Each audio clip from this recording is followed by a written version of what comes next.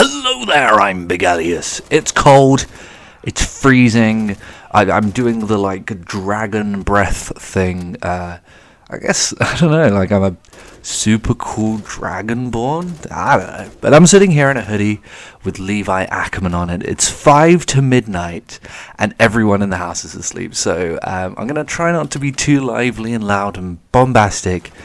Totally fantastic, which I never am anyway, but I want to talk about this campaign, and the reason we're talking about it now is because I want to give my fresh opinions. I've literally just rolled credits, and I want to talk about this game now. So, Modern Warfare 3, 2023, the campaign. Okay, so here's the thing. I've said this to death over and over again, but I'm going to say it again.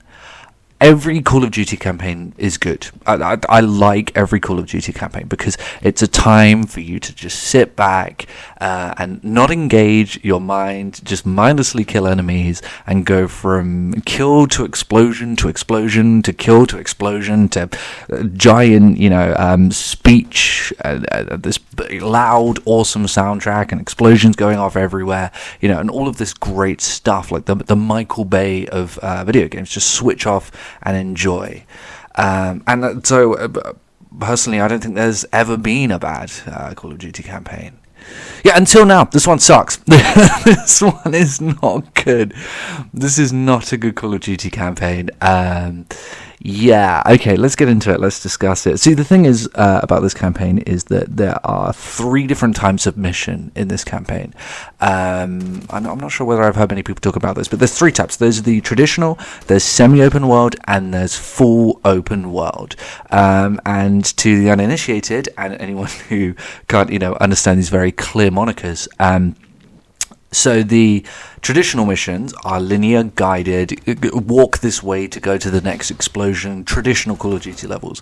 Semi-open world is, we experienced a lot of this with the Modern Warfare 2 campaign last year. They're these sort of open spaces, you can plan them out, but it's not, too large. Full open world missions, or full open world missions, they're basically like cut out sections of Warzone maps, and sometimes genuinely cut out sections of Warzone maps in the case of a couple of missions, and you get plopped in there and you're surrounded by just random AI, and then you have to run to certain places and hold the X button, and that's the mission. And I'm genuinely not exaggerating. The first one of these open world missions, which is mission 2, you're dropped into Verdansk and you have to run to a shipping crate and hold X, and then run to another shipping crate and hold X, and then you're in the next mission. There's one that's set in a dam, and you just have to disarm 4 bombs in the dam. That's it. That's the entire mission, and that's towards the end of the campaign.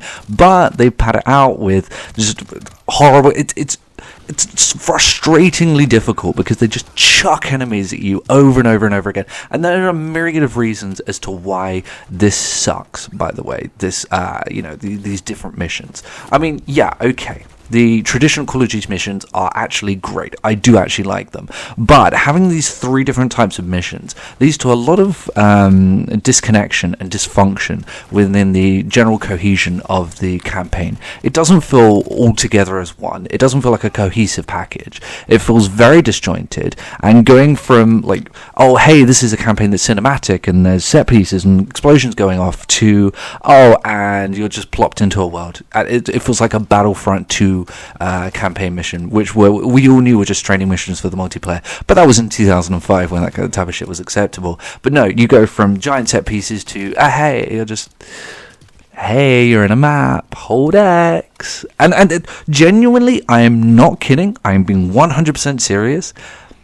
The very gameplay, the very gunplay changes sometimes from mission to mission. If you're in one of these big missions and you go from one of those, these open world missions, one of those to one of the linear guided traditional missions, there are genuine gameplay tweaks that are different from each mission. Like, there are missions where you get armor plates. You can use armor plates, and in the next mission you can't. You can't use armor plates. There are none on the map. And then you'll be able to go to a shipping crate and find a box, and you can unlock new weapons. And then the next mission, you just can't do that. You can't do that. It's not the same anymore.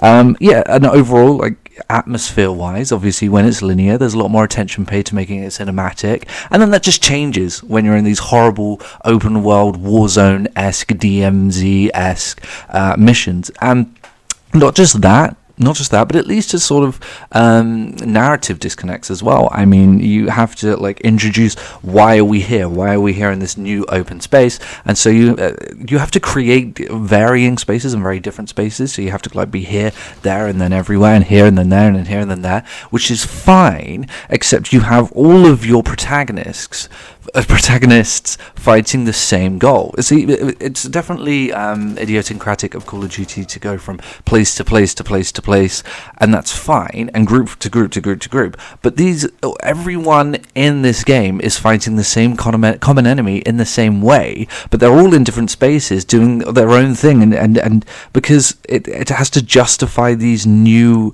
spaces that you're going to. You're not just traveling with your team from one place to the next. It's just complete. It's all over the place. The narrative itself is okay. It's fine.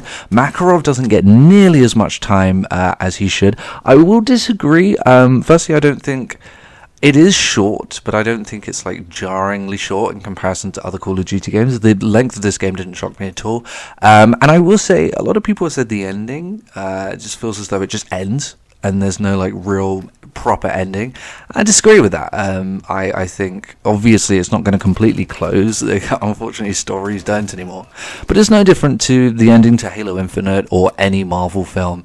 But that doesn't make it great. The story itself, Makarov, I'm not really 100% on his character design, and overall the story just didn't grab me as much as many others. It's also very derivative of other stories that we've seen, and yeah, so there's not really much here to recommend. Do I think it's all bad? No. I think that some of the set PC traditional Call of Duty missions are actually pretty great.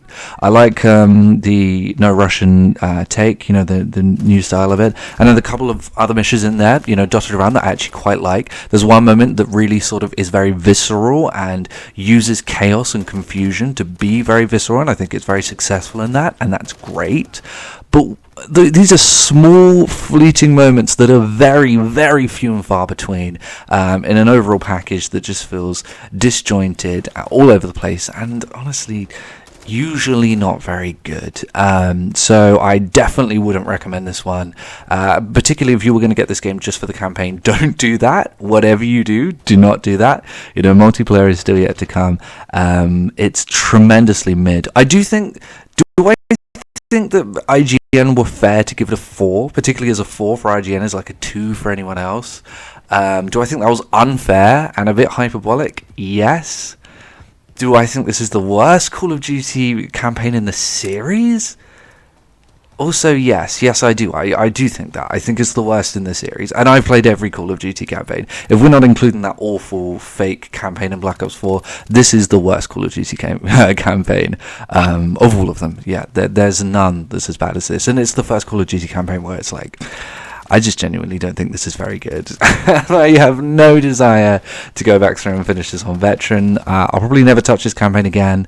I can't see myself doing an achievement run. I'm going to go back to Dead Space Remake literally after I finish recording this audio. So would I recommend it? No. We'll see what I think of the overall package when multiplayer drops, and I have some time with that, and I'll see if I recommend the game. But yeah, this campaign... as much as it pains me to say, this Call of Duty campaign is just, it's not very good.